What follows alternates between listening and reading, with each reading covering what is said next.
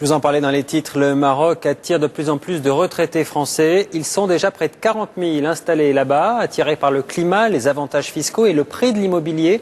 L'immobilier marocain qui tient d'ailleurs salon à Montreuil ce week-end. Si vous rêvez de soleil, ça tombe bien parce qu'ici il pleuvra. Bruno Timsit, Vivien Roussel.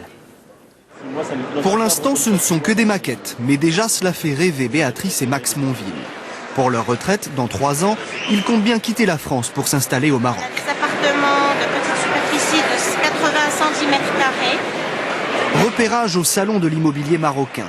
120 000 € de budget, dans une villa à Essaouira ou Marrakech, de quoi couler des jours heureux. La retraite en Normandie, c'est joli, mais le soleil, ça fait rêver quand même. Qu'est-ce qu'il y a de particulier au Maroc? Pourquoi le Maroc? On y est allé une fois, ça nous a beaucoup plu. Donc on aime bien la mentalité, on aime bien les habitants. Et s'il y a moyen de passer plus de temps au moment de la retraite, ça serait bien. Et apparemment, les prix sont intéressants.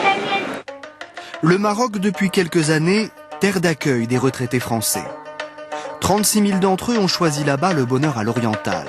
Le Maroc, plutôt que la Côte d'Azur, une vie de nabab grâce à des abattements fiscaux et un quotidien moins cher qu'en Europe.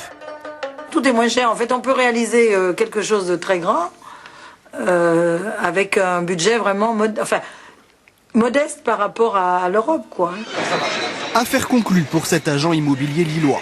Il a bien compris l'intérêt d'investir au Maroc. Jusqu'à présent, pour ses clients qui voulaient vivre au soleil, sa spécialité, c'était l'Espagne. L'Espagne est devenue très chère, donc les Français, pour faire le déplacement, préfèrent se rendre sur le Maroc.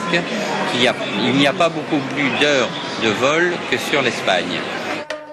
De 20 000 € pour un 2 pièces à plusieurs centaines de milliers d'euros pour un riad. Le Maroc, destination de rêve pour les Européens, mais des prix qui grimpent, au détriment parfois des Marocains.